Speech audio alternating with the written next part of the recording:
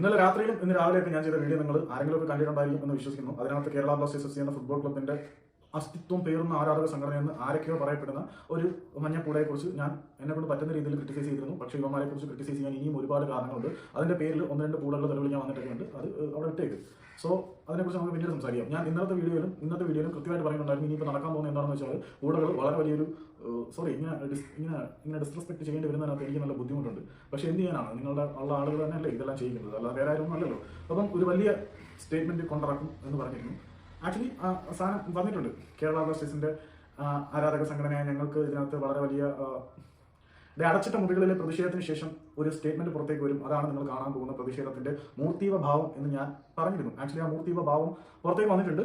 ആ പുറത്തേക്ക് വന്ന മൂർത്തീവ ഭാവത്തിനെ കുറിച്ച് പറയാനാണെങ്കിൽ അതിനകത്ത് പറഞ്ഞിരിക്കുന്ന വാചകങ്ങൾ നിങ്ങളുടെ ഹൃദയത്തിന്റെ അറകളെ ആഴത്തിൽ സ്പർശിക്കും. നേരത്തെ എനിക്കും അത് കുറച്ച് വൈകാരികമായിട്ട് പറഞ്ഞ് ആഴത്തിൽ സ്പർശിപ്പിക്കാമായിരുന്നു. ഞാൻ കുറെ മാസം ഡയലോഗുകൾ അടിക്കുന്ന പരിപാടിയായിരുന്നു. പക്ഷെ ഇപ്പം ആ സാധനങ്ങൾ എടുത്ത് വെച്ച് പറയാനാണെങ്കിൽ ലോക കോമഡി ആയിരിക്കും. ഞങ്ങളൊരു കുടുംബമാണ്. കുടുംബത്തിന്റെ കാര്യമൊക്കെ പറയുന്നത് വൻ കോമഡിയാണ് മക്കളെ. കുടുംബത്തിലുള്ള മറ്റാളുകളെ ചില അലിഗേഷൻസ് ഉണ്ടാക്കി പുറത്താക്കുക, അവരെ പടിയടച്ച് പിണ്ടമുക്കുക, കുടുംബത്തിന്റെ നിലനിൽപ്പിനെതിരെ കുടുംബത്തിൽ നടക്കുന്ന അനീതികളെ ചോദ്യം ചെയ്യുന്നവരെ പടിയടച്ച് പിണ്ടമുക്കുക, അഭിപ്രായ സ്വാതന്ത്ര്യം മൂടിക്കെട്ടിയ അടിമകൾ മാത്രം കുടുംബത്തിൽ മതി എന്നൊക്കെ വിശ്വസിക്കുന്ന പ്രത്യേകതരം കുടുംബമാണ്. ഞാൻ പൂർണ്ണമായിട്ട് വായിക്കാൻ നിന്നില്ല മക്കളെ. നിന്ന് കഴിഞ്ഞാൽ ചിരിച്ച് മരിക്കും ഞാൻ. ചിരിയാണോ ദേഷ്യമാണോ എന്ന് അറിയത്തില്ല. ആക്ച്വലി ഒരു കോമഡി പീസ് സ്റ്റേറ്റ്മെന്റ് വന്നിട്ടുണ്ട്. That's it. ഇത്രേ ഉള്ളൂ. ഞാൻ പറഞ്ഞിരുന്നു സ്റ്റേറ്റ്മെന്റ് വരും എന്ന് വന്നു. ഇത്രേ ഉള്ളൂ പറയാൻ. കൂടുതലൊന്നും ഇല്ല അതിനകത്ത്.